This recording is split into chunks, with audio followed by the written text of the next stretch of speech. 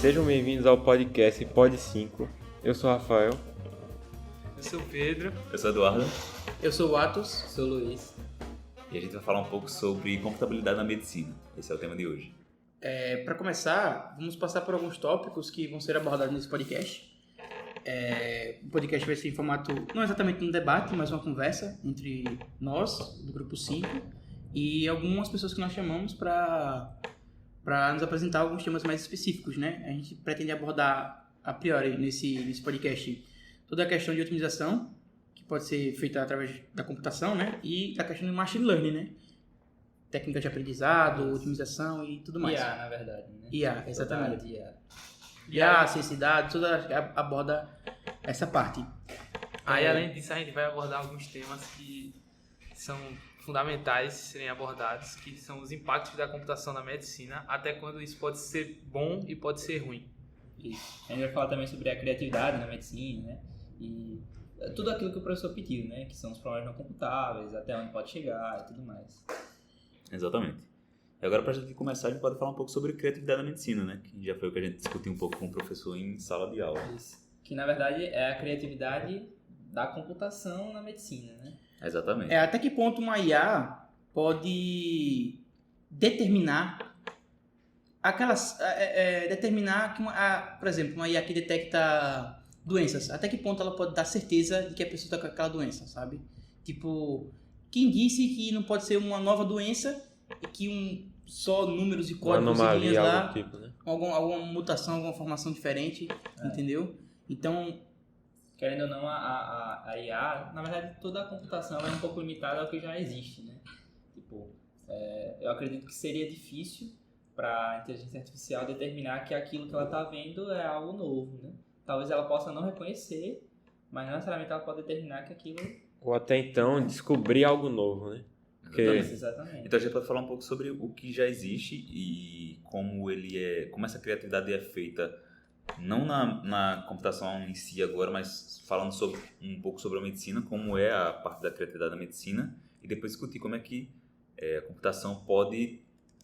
como é que a gente pode representar essa criatividade na computação, né? Exatamente. Por exemplo, quando você traz para jogo uma pessoa com Covid, por exemplo, se você vai fazer um banco de dados, né, enorme, assim, cheio de pessoas com Covid, e você tem aquela IA, né, treinada para detectar se a pessoa tem ou não Covid, e você pega e joga uma nova pessoa, determina lá seus sintomas e pergunta a IA, essa pessoa tem Covid ou não? Tipo, se for o Covid normal, a IA pode simplesmente ir lá dizer que sim e tudo certo. Mas ela não pode acabar reconhecendo que pode ser uma nova variante, uma variante Delta, por exemplo. Isso pode ser expandido também para outros tipos de doenças e transtornos, sabe? Tem transtornos e doenças que não são... Há comportamentos que não são completamente previsíveis. Há transtornos como, por exemplo, eu dei o exemplo em sala, o TDAH e o bipolar, eles podem... São características, né, muito bem definidas ali, que você olha, bate o olho, você computa lá e consegue determinar, essa pessoa pode estar com TDAH. Mas não há um possível que seja um algoritmo completamente exato, entendeu? Por exemplo, pessoas que não se alimentam direito, não fazem exercício físico, não têm um bom sono, podem ter sintomas de desatenção, que podem, porventura, ser confundidos com o TDAH. É aí que entra o poder do médico, né, vamos dizer assim, que é aquela pessoa que vai ter aquele convívio humano, conversar com o paciente e acabar debatendo com ele se ele pode ter outras doenças, né, ou outras faltas que podem ter na vida dele. Além disso, não pode, tem aquela abordagem que é multidisciplinar, entendeu? Há várias doenças aí que você não pode simplesmente com um médico só chegar lá, ele vai determinar, vai curar, vai passar tudo. Não, você tem que passar por vários médicos, vários profissionais e não é possível, não temos poder computável suficiente para que consiga determinar todas essas variáveis que existem dentro do corpo humano, entendeu? Eu vi um vídeo uma vez, era de um dentista falando que ele tem uma tia que estava tendo problema de diarreia e que ela já tinha ido para todo tipo de médico, tomado todo tipo de exame e passado por todo tipo de exame, tomado vários remédios e não resolvia. E ela já tava com problemas de depressão, querendo se matar e tal, porque realmente deve ser muito difícil, né? Ela Pô, tinha diarreia. tá merda, constante. você tendo diarreia toda hora. Pois é. Isso é coisa de maluco, velho. É complicado. E aí, ele, dentista, acreditou, assim, ela perguntou, falou com ele, né? Querendo ou não, é da área de saúde, podia ter alguma noção. E ele acreditou que fosse algum tipo de infecção dentária. Não lembro exatamente os detalhes, mas a questão é que era um problema na boca e que... Tava passando pro corpo. Exatamente, ela estava tendo diarreia por causa disso. Ou seja, essa é a questão de... Por isso que é difícil para a máquina ter esse tipo de criatividade, entre aspas, de Que são duas coisas nada a ver, né? Exatamente, de ter feito essa relação, né? Então, apesar da máquina poder ajudar em algumas decisões que são mais, como é que se diz? Existe um padrão maior, né? Por exemplo, a questão da análise de imagens, de tomografia e tudo mais. É que ela faz com excelência, querendo ou não. Exatamente. Pode ter um resultado melhor do que os próprios médicos, mas em alguns casos realmente a máquina... eu não diria que é um problema não computável, até porque as inteligências artificiais estão sempre evoluindo, mas é realmente um problema difícil de a máquina conseguir ter esse raciocínio, né, de que uma coisa pode estar relacionada à outra. E também é muito turvo, né? A questão ética da máquina, né? Em que momento a máquina pode ir lá e determinar que você tem aquela doença, entendeu? Até onde a gente pode confiar nessa máquina, entendeu? Levar a sério o que ela Levar a sério o que ela tá falando. Por isso que é bom, ela serve para ser não uma muleta, né? Mas o auxílio do médico. Ele vai lá, por exemplo, pega uma tomografia e vai e mostra aqui, ó. Esse paciente pode ter câncer. Entendeu? Fica com uma segunda opinião. Isso. Talvez. Ele Já é algo que serve para ele utilizar como parte de uma possibilidade. tem um direcionamento, né? Direcionamento e já entra na parte criativa dele também, né? Ele vai ter um olhar mais diferenciado. E aí também, entrando um pouquinho na parte da otimização, muitas tomadas de decisões a computação é exata, né? Ela precisa de alguma coisa computável para ela maximizar. E muitas tomadas de decisões são baseadas em coisas que os próprios médicos escolhem. E isso pode ser um problema. Por exemplo, não tem como você escolher todas as variáveis possíveis para você jogar no algoritmo para decidir se um cara tem TDAH. Toda a criação dele, sei lá, isso tudo importa muito. E é muito difícil você definir uma função com todos esses parâmetros, etc. Por outro lado, existem doenças que são coisas bem quantitativas que definem ou não. Por exemplo, se o cara teve uma doença bacteriana, ele tem um tipo de leucocitose. Se ele tem uma doença viral, ele tem outra. E tudo isso é muito categorizável, muito exato. Mas também é muito geral, né? Se o cara tem uma doença bacteriana, muitas vezes ele tem, e aí? Como é que vai tratar ele? O que é que causou aquilo ali e tal? Tudo, às vezes, muitas coisas precisam da intuição humana e não só da decisão de uma máquina. Isso há tratamentos alternativos, vamos dizer assim, né?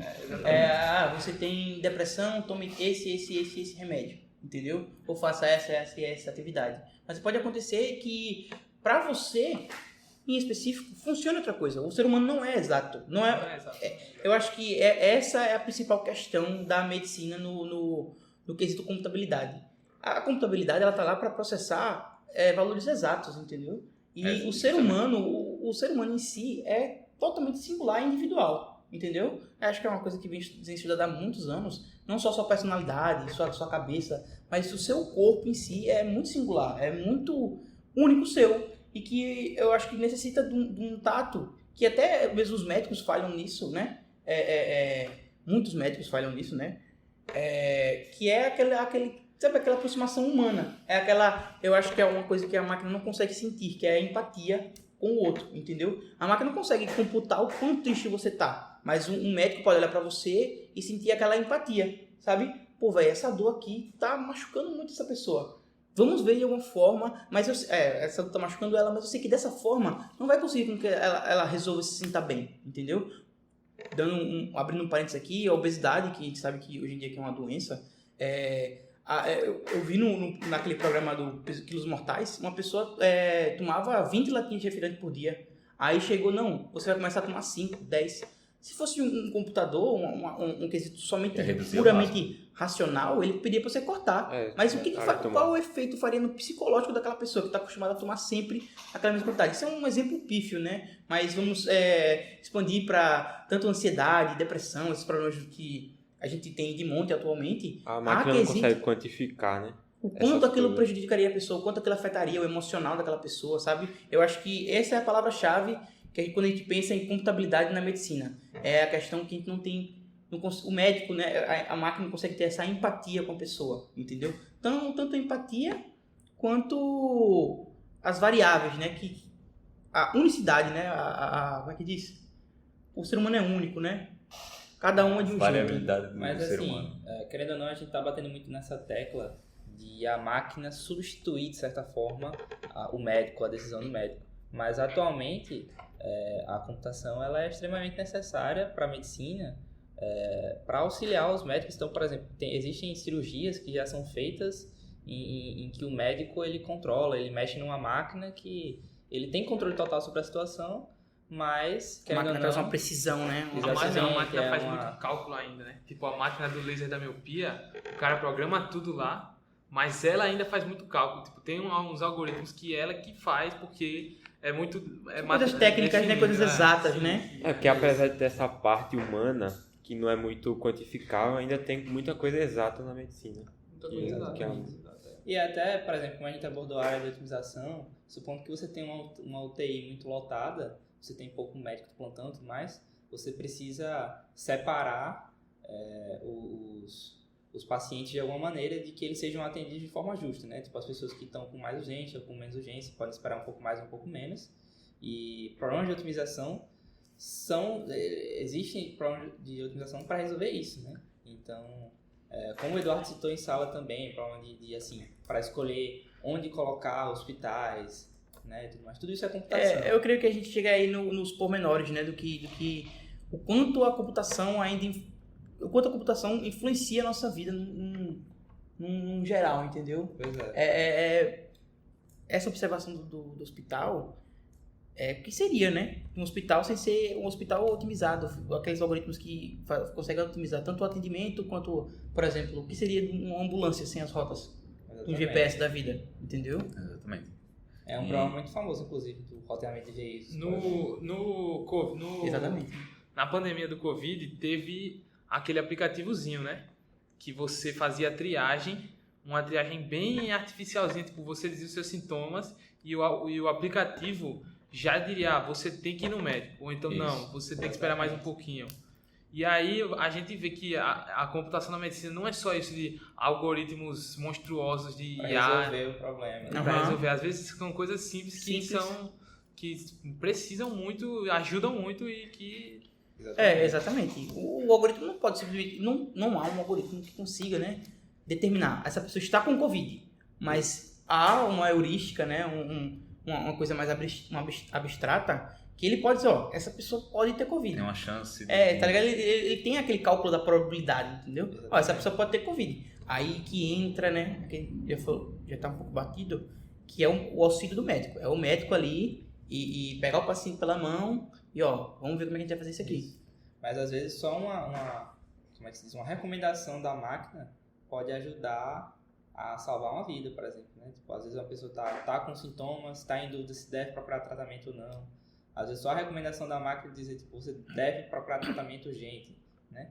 Porque querendo ou não, Já por salva exemplo... uma vida. Também porque a máquina ela é muito mais acessível do que um médico. Você abrir um site, Exatamente. um Aham. aplicativo... Por exemplo, É verdade, a questão da acessibilidade. tem coisa que, tipo, se uma pessoa tá com mais de 3 dias de febre, é pra ir urgentemente no médico. Isso é, tipo, os caras sabem Padrão, certinho, padrão. Uhum. Porque passando de 3 dias pode ser Meu infecção tudo, pode ser qualquer Além coisa. das suas células, né, as proteínas naturando no seu corpo, né? Aí essa triagem serve pra isso. Muita gente não tem informação, muita gente exagera, às vezes porque não tá com nada e vai e atrapalha os outros. É, E exatamente. muita gente exagera pelo outro lado, que é que tá com muita coisa e não E vai. acho que não tá com nada, E né? aí esse aplicativo surge aí. Já faz a triagem desde casa, né?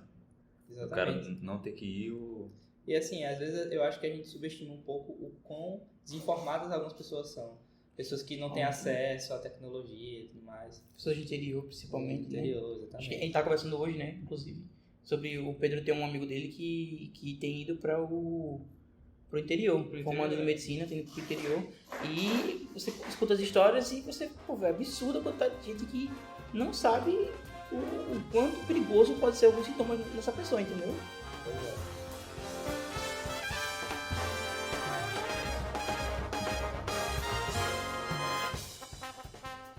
Depois desse papo prévio que tivemos aqui, vamos chamar uma das nossas convidadas especiais.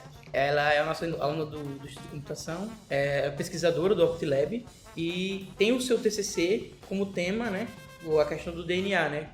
Vai ser muito interessante e fica aí com o papo que a gente teve com ela, foi muito legal. Continuando aqui sobre o tema, nós temos a aluna Emily para falar um pouco sobre o seu TCC em bioinformática, onde tem como tema o DNA, né? A cadeia de caracteres de genes mais próximo. Boa tarde, Emily. Boa tarde. Fale um pouco mais sobre como você desenvolveu, como você encontrou esse tema e os temas pertinentes, assim, importantes que esse TCC vai ajudar a nossa sociedade da medicina. Tá. Então, o meu problema é chamado o problema da cadeia de caracteres mais próxima. É um problema da área de pesquisa operacional, de otimização combinatória, onde você quer otimizar, né? Você quer encontrar uma cadeia de caracteres que seja o mais próxima possível de um conjunto, né? De uma sequência de um banco de dados de cadeia de caracteres que você tem.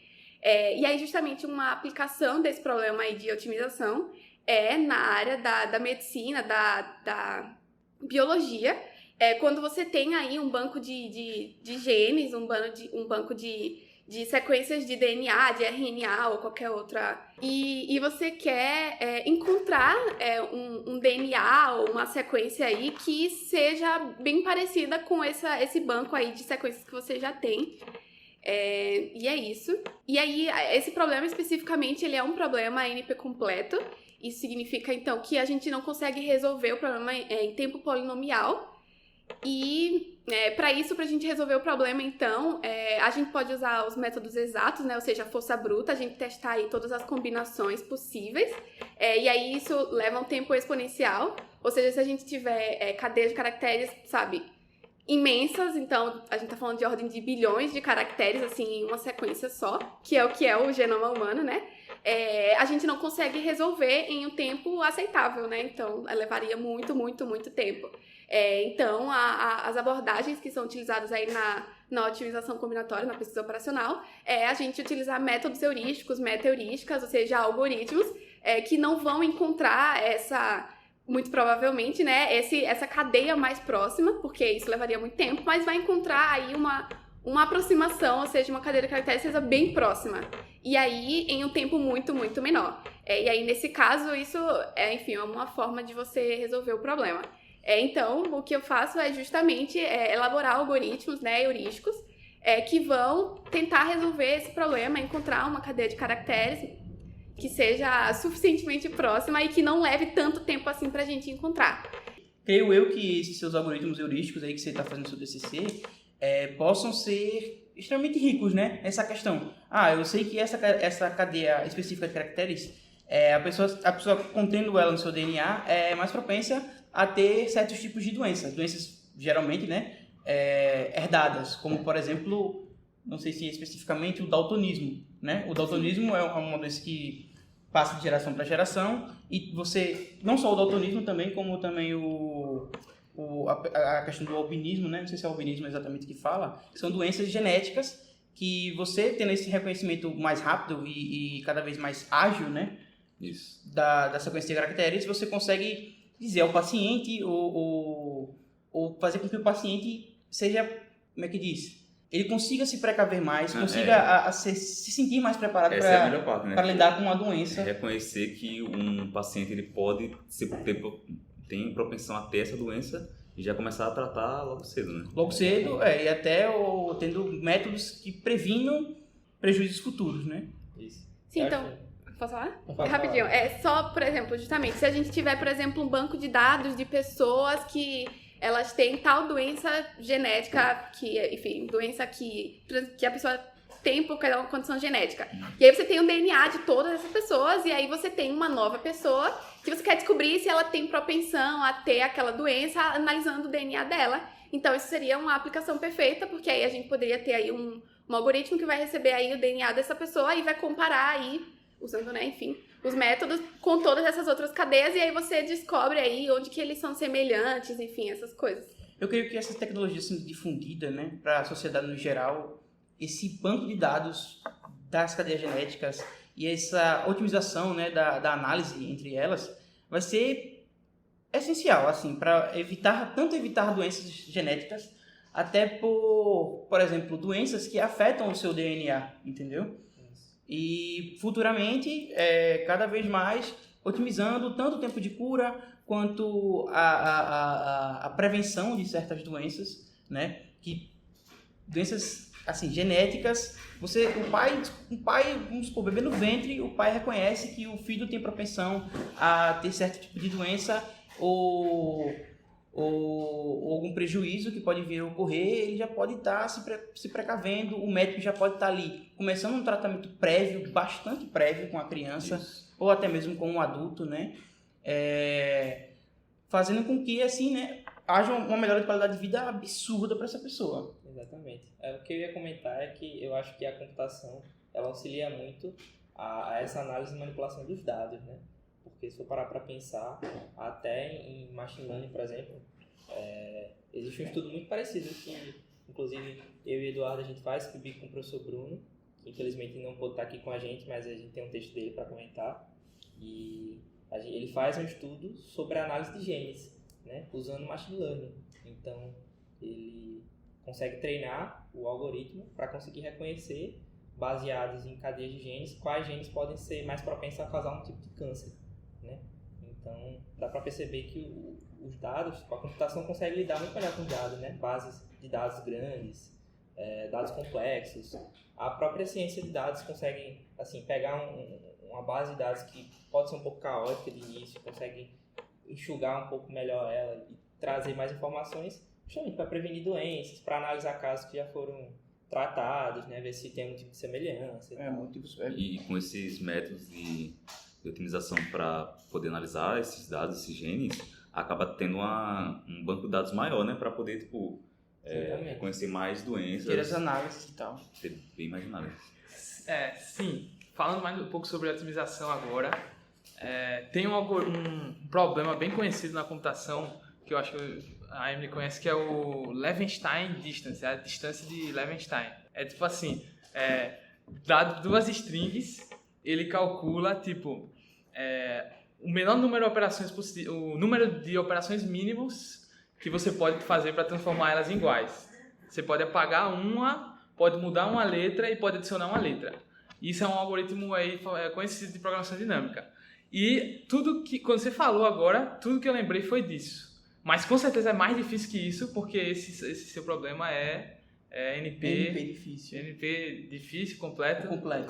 NP completo. Completo é as duas coisas. Aí eu fiquei na dúvida se o que você faz é comparar duas, por assim dizer, duas strings, né? Duas cadeias de caractere e ver a semelhança delas. Ou você pega uma só em um conjunto de muitas e o objetivo é achar nesse conjunto de muitas a mais semelhante. É as duas coisas, né? Porque... Não, eu acho que na verdade é mais a primeira. Você já tem o conjunto lá e você quer encontrar uma nova, onde essa nova, quando você pegar ela e comparar com cada uma lá, você vai ter a menor distância que você puder. Entre todas elas? No caso, seguidas, né? Muito mais difícil, realmente. No caso, uma cadeia de seguida. Sim, você vai... É justamente o que você falou, só que o problema que você está falando, ele é a mesma coisa, é a questão da quantidade de edições. Então, se você tem duas strings, a quantidade de edições é a quantidade de posições em que elas diferem, certo? Entendi. Então, é basicamente isso. E isso se chama o cálculo da distância de Hamming. A distância de Hamming é justamente esse cálculo, você tem as posições lá e você vai contando em quantas posições elas estão diferentes e vai somando essas posições, entendeu? Entendi. E aí, você quer minimizar a distância de Hamming, mais formalmente. A resposta seria uma nova string, você tem que gerar uma nova string que seja o mais comum possível com todas. Exato. E aí essa distância de Hamming, como é, sei lá, se você puder falar um pouquinho mais formalmente como é, se não for complicar muito aqui também. Então, a distância de Hamming é só uma das formas de calcular a distância, né? Tem o cálculo da distância... Como é que chama aquele lá? Euclidiano. Tem outro também. E a distância de Hamming é uma forma de você calcular. Então, tipo assim, você... Tem uma forma formal de você definir que é um somatório, quando você tem lá, então não tem como mostrar aqui. Mas, formalmente, é basicamente isso. É quando você tem duas coisas e elas têm que ter o mesmo tamanho, a mesma quantidade de posições. E você quer calcular a distância entre elas e essa distância é calculada basicamente você contando as posições em que elas são diferentes. É isso. Entendi. Encaixa super bem tudo que a gente falou até agora.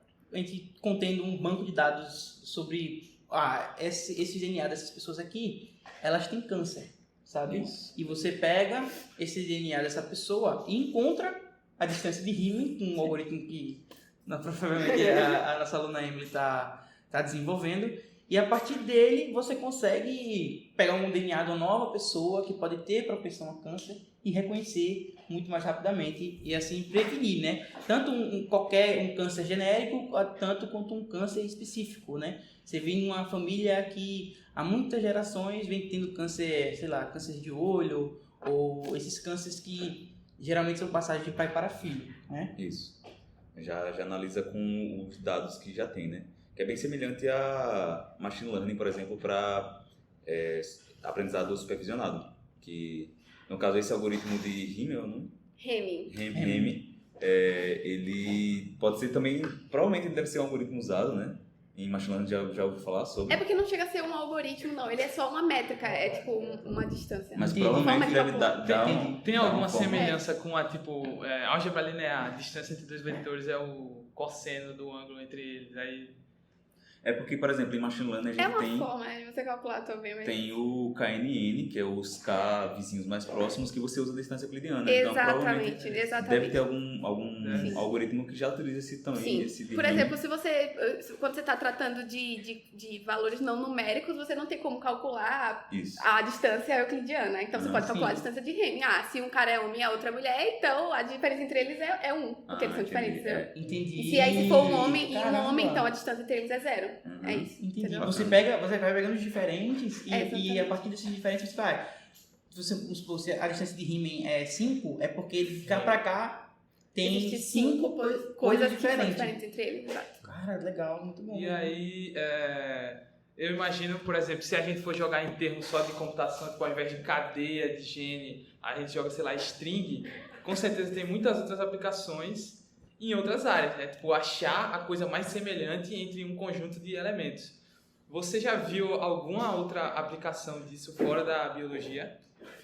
Então, é porque esse problema, na verdade, ele originou da teoria dos códigos, entendeu? Quando você tem códigos lá, aqueles códigos de Huffman, essas coisas lá, que tá tudo codificado, enfim, tal, e aí originou justamente dessa questão de você encontrar semelhanças aí desses códigos, enfim, dessas mensagens e tal. Padrões. Então, padrões, exato. Então, não é tudo... Porque quando a gente fala assim de DNA, de genética, é porque o DNA ele é representado por letra, né? Então, você tem lá o Azinho, o AT, que é a adenina, a guanina... E tem diversos padrões incrustados aí no DNA em si. Tanto é que tá todo o nosso código genético lá, né? No momento de genética, no ensino médio, quando você tem uma certa cadeia de caracteres, quer dizer que você vai ter aquela X característica. Aí eu acho que entra um pouco na área filosófica, né, da coisa, porque o Eduardo falou sobre machine learning, e a ideia do machine learning é você conseguir treinar a máquina para que ela consiga chegar no resultado sem você, né? Ela vai analisar os dados e ela vai chegar no resultado, sendo que até que ponto isso pode ser usado, porque até que ponto você pode confiar no diagnóstico de uma máquina, né? Então é interessante falar um pouco sobre isso. A gente não pode pegar só isso em específico e usar como regra, né? Exatamente. Tem que ter um embasamento muito forte ali de um médico ao lado, né? Sempre tendo aquele toque humano, sabe? Que não é necessariamente computável, né? É porque é justamente aquilo que a gente comentou com o professor e discutiu um pouco lá na sala, que é sobre o quão longe vai a inteligência artificial no sentido de que a gente vai precisar tá lá ainda para receber esses resultados e interpretar, né? E não ela decidir por conta própria. Exatamente. Mas sim, ela dá um suporte pra gente, né? Como o Pedro estava falando do médico dele que utiliza o método do Idle, né? De análise de... Como é que é? Para os olhos? Ele usa um banco de dados e uma inteligência artificial para definir se os pacientes dele pode fazer uma cirurgia, pode fazer a outra. E aí ele pega os dados, joga e ela Mas que retorna. no caso não é determinado pela algoritmo em si, mas o médico vai receber o resultado e vai interpretar. Mas Para ser mais...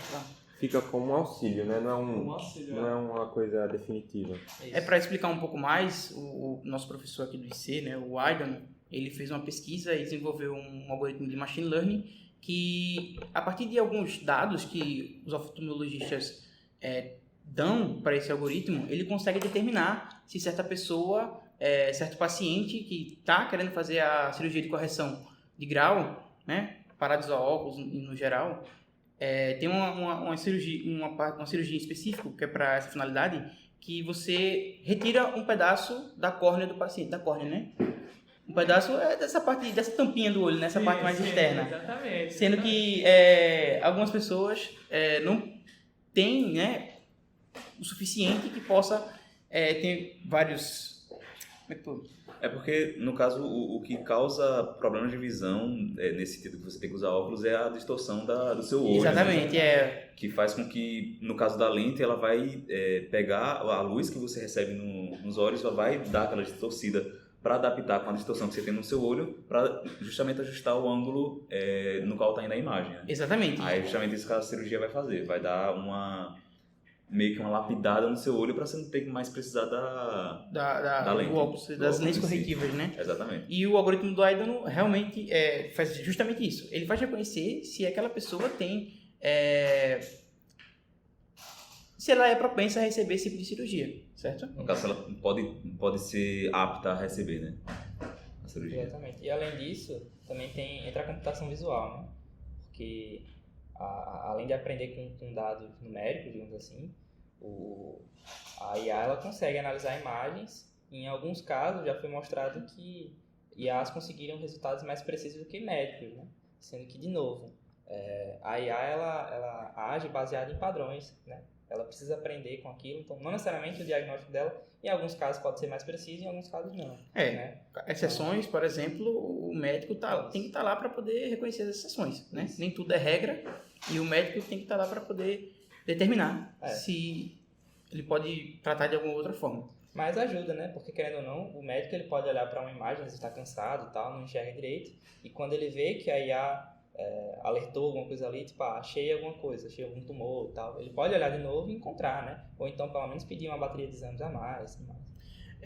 Enfim, pessoal, a gente trouxe a participação da nossa aluna Emily, ela infelizmente tem que ir agora, continuamos um pouco mais de podcast depois. Muito obrigado, Emily, pela sua participação, por ceder um pouco do seu tempo para contribuir com o nosso projeto aqui do podcast. De nada.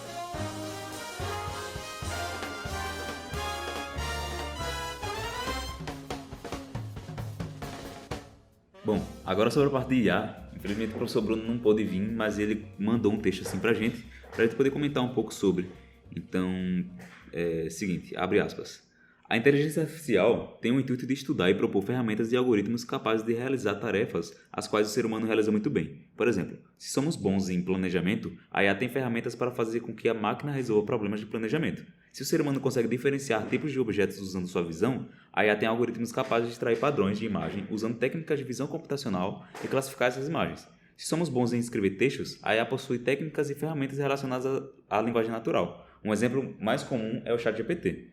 Então, sobre isso que ele falou, realmente, assim, dá para ver que a maior parte da machine learning que é usada são os algoritmos de aprendizado supervisionado, no qual a gente dá para a máquina uns dados já categorizados, já classificados, que ela vai interpretar e aí recebendo novos dados, por exemplo, os pacientes novos, no caso da medicina, ela vai poder dizer se, por exemplo, um paciente tem tal doença, tem propensão a ter outra doença, como é que pode ser feito o tratamento dele, justamente com esses algoritmos que já existem no aprendizado de máquina. Cabe muito com o que a gente falou, é que o computador está ali para poder adiantar o processo do médico, entendeu? Então, coisas mais batidas, mais facilmente reconhecíveis, a IA está lá para agilizar esse processo, entendeu?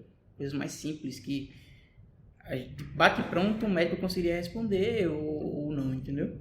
E é interessante que, como o professor cita, tipo, a IA, ela consegue, aos poucos, já está conseguindo cada vez mais, reproduzir diversos comportamentos que são humanos, né? Então, ele cita a visão computacional, por exemplo.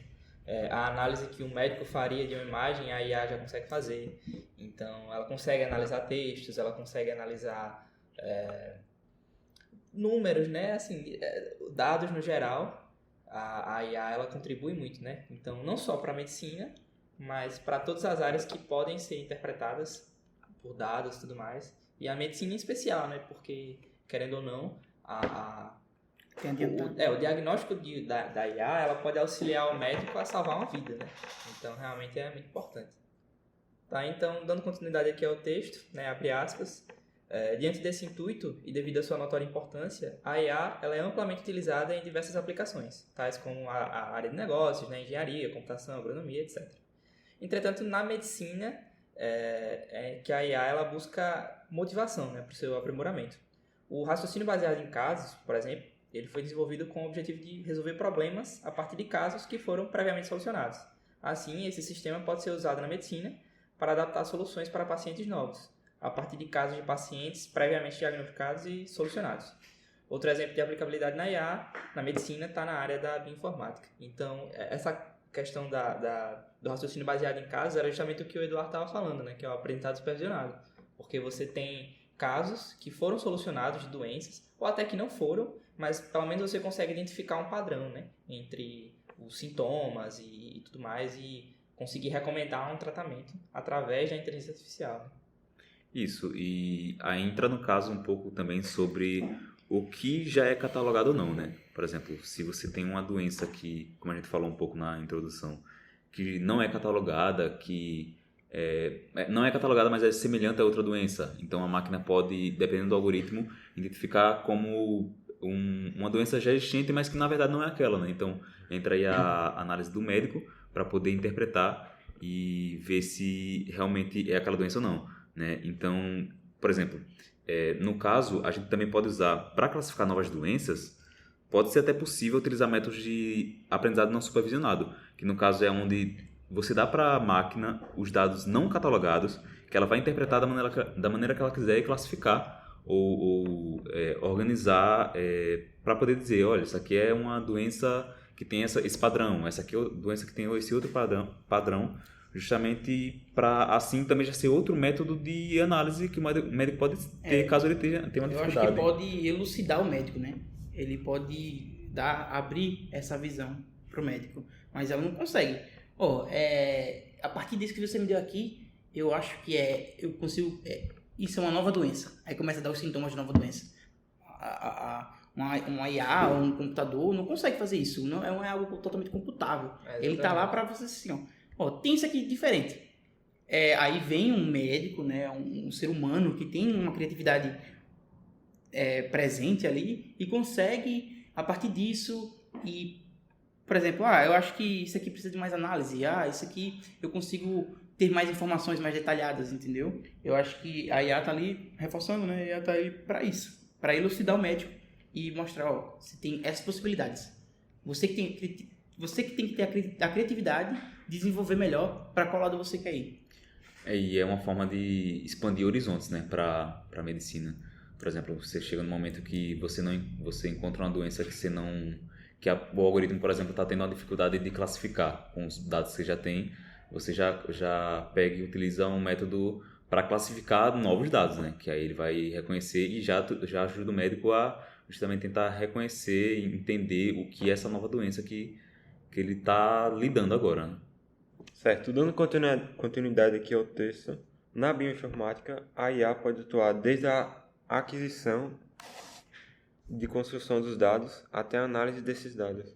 Mais especificamente, a análise dos genes usa a IA para armazenar informações a respeito de materiais genéticos e expressão gênica de determinados elementos químicos. Apesar desses dados, é possível utilizar outras técnicas de IA para identificar, por exemplo, quais genes estão mais relacionados a uma determinada doença. Além disso, é possível investigar a expressão gênica de acordo com a presença de medicamentos. Assim, através da IA, é possível extrair informações sobre genes e a relação entre doenças e medicamentos, facilitando a descoberta de novos tratamentos. Eu acho que é nesse ponto aí que tudo, pelo menos pra mim, né? Eu acho que eu sou muito viajado, mas tudo fica mágico, né? Isso que se encontra totalmente com o que a gente falou anteriormente com a Emily, entendeu? Justamente. Que é a junção da análise do algoritmo, né? Da otimização, de como encontrar cadeias parecidas de maneira mais otimizada, né? Transformando um problema NP difícil com heurísticas e algoritmos meta-heurísticos, né? Que conseguem facilitar, junto com a IA, sabe? Analisando, descobrindo novas doenças, descobrindo novos tratamentos e tudo isso auxiliando que o médico consiga tratar as pessoas da melhor maneira possível, entendeu? E é algo que eu até queria falar com o Bruno se a gente tivesse a oportunidade de falar com ele, infelizmente a gente não teve, que é pedir para ele explicar um pouco sobre como foi o método para a pesquisa que ele fez sobre genes relacionados a um câncer específico, que ele chama de câncer Coimbra, né? Que foi um projeto que ele fez para identificar, justamente utilizando esses algoritmos de machine learning, de aprendizado de máquina, para identificar quais genes podem ter a maior relação com pacientes com esse câncer, né? Então, por exemplo, como o que a gente falou com a Emily, né? Se você analisa os genes dessa pessoa e vê esse padrão aqui, essa pessoa pode ter propensão a não ter ou não essa doença, né? Então, era algo que eu queria ter discutido com ele, infelizmente ele não pôde, mas que tem aí um exemplo, né, dele ter feito esse projeto, um exemplo é por isso no mesmo IC. que ele citou esse parágrafo aí embaixo, né? Especificamente isso, por conta dessa justamente. pesquisa que ele tem publicada. A gente pretende deixar o link, tudo que a gente está falando aqui, de alguma forma, né, nos comentários não tem, mas na descrição do nosso podcast, para que vocês possam, querendo ou não, se aprofundar ainda mais nesse assunto que é tão rico. Falando nisso, teve uma notícia que não é tão recente, eu li esses dias, mas é um pouco antiga, que é sobre uma inteligência artificial, né, provavelmente utilizando esse método de machine learning, mais para a parte de computação visual, que você analisa as imagens, que conseguiu reconhecer, com muito tempo de antecedência, um câncer numa paciente que ela pôde conseguir tratar e deu tudo certo, porque justamente fez o reconhecimento antes e começou já o tratamento com uma certa antecedência. Né? Bastante antecedência. Antes de chegar, geralmente, tratamento de câncer, né, é muito difícil de se descobrir no começo. Isso. E que é o que complica a doença, né? Porque, como a gente estava falando, né, do caso do Covid, por exemplo, quando o paciente ele tinha um aplicativo que ele podia fazer meio que uma triagem em casa para poder ir para o hospital, dá para ter essa relação porque, por exemplo, a dificuldade de um paciente com câncer é identificar essas coisas desde o início, né, esses sintomas desde o início, porque normalmente eles começam muito... coisa muito simples, que você pode pensar, talvez não seja algo tão preocupante, tá tudo bem. Né? E no caso, com esse... Não, tá tudo bem. Justamente. Com essa análise mais sutil da inteligência artificial e que justamente não é uma coisa tão... Reconhecimento de padrões, né? E não é algo tão... uma tecnologia tão absurda e cara que você pode fazer. Você pode fazer, por exemplo, uma ressonância magnética que normalmente as pessoas fazem quando tem algum problema de coluna e tal, e já pedir para a máquina analisar com isso, né? Você pode já aproveitar para tentar reconhecer esses casos com antecedência, né? Facilitar de uma maneira absurda no tratamento. Exatamente. Quanto mais, principalmente o câncer, né? Quanto mais cedo você começa, maior chance de sobrevivência do paciente, com menos sequelas e menos dor de cabeça, vamos dizer assim, né? Para todos. A computação está aí para isso, né? Para facilitar a nossa vida, e a área da medicina não é nem um pouco diferente.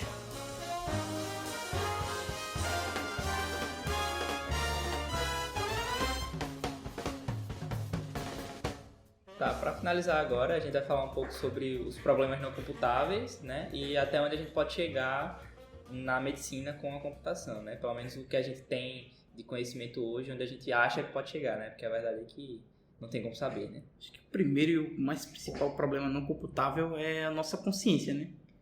O que não falta é filme aí tentando explorar essa parte de o que é real, né? A partir de qual momento a sua consciência está ali, faz parte de você. É só um conjunto de sinapses? conjunto das suas memórias, experiências, e onde é que isso é armazenado? Isso são Exatamente. problemas que não são respondidos ainda, nem com a computação e nem então, Exatamente. Como é que você vai computar um problema que ainda não foi respondido, né? Não respondendo nem para os especialistas da área que já estudam há anos, décadas, nem estão nem perto de descobrir como é que é interpretada toda essa questão no nosso cérebro, né? Onde é que está a consciência, o que é o ser humano, o que é você, e também como é variável, cada ser humano é diferente, cada ser humano interpreta de uma maneira diferente. Exatamente. A partir de qual momento a gente deixou de ser um acúmulo de células e, sabe, irracional e acabou tendo esse nossa psique, né? A esse momento que nós criamos o nosso autoconhecimento, né? Pois é, será que é possível computar a vida se a gente não sabe nem o que é a vida ainda, né? A gente não tem uma definição clara. A gente fala que é baseado em carbono, mas Isso. quem garante que em outro planeta não tem uma vida baseada em outro elemento? Baseado, sabe? E durante muito tempo a gente acreditou que os seres que possuíam células eram seres vivos, né? Só que aí a gente descobriu o vírus, que é um ser acelular, mas que tem metabolismo e tudo mais, assim, em algumas situações, né? Quando ele está hospedando e tudo mais. Então, o que seria a vida, né? Se a gente não sabe o que é a vida, como a gente pode computar a vida? Né? Exatamente. E no caso seriam, por exemplo, no caso dos vírus, seria mais fácil, caso a gente quisesse tentar computar a vida, computar esses seres de maior simplicidade no organismo dele, né, para a gente simular como é que funciona, porque provavelmente o ser humano, dos seres vivos que a gente tem classificados, provavelmente o ser humano é o mais complexo de se computar, né? Exatamente. E eu acho que aí já bate em outra questão dos problemas não computáveis na medicina. Eu acho que um dos principais deles é isso. Você conseguir computar um organismo complexo, né? Ou até mesmo, não precisa nem ser um organismo completo, o corpo humano completo.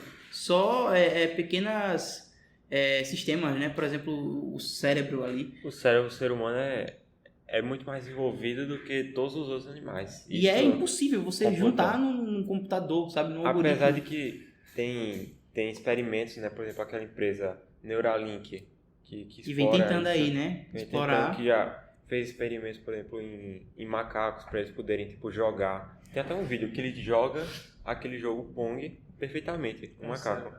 E já entra na questão da ética, né? Até que ponto isso, você está explorando não só esses animais, humanos também. os seres humanos, para tentar entender e computar essa consciência, né? Porque para eles atingirem um resultado positivo, ocorrem muitos negativos primeiro. Né? O que também não falta é notícia de macaco que morreu, né? E tem uma coisa também que o cérebro humano é muito complicado, a ponto que a gente ainda não consegue simular ele ainda por um computador. O computador não consegue simular perfeitamente o funcionamento do cérebro humano. Aí fica uma dúvida, se um dia um computador simular perfeitamente o cérebro, será que vai ser uma pessoa de verdade, vai ser uma consciência de verdade vivendo no computador? É o que chama AGI, né? AGI que chama. Que é quando... Vai ser criativo? Quando o IA ela é capaz de simular o cérebro humano perfeitamente. Será que tudo, se ele funcionar perfeitamente que nem o cérebro, será que ele não vai ter os mesmos direitos que o ser humano? Será que não vai ser um ser humano, vai ter os mesmos sentimentos que a gente? Aí entra nessa questão, o que é a vida? Se a vida for só consciência... Foi só um amontoado de células, né? Aí a gente já entra em outra coisa que é a questão da clonagem, né? Não pode clonar o ser humano. O que faz de você?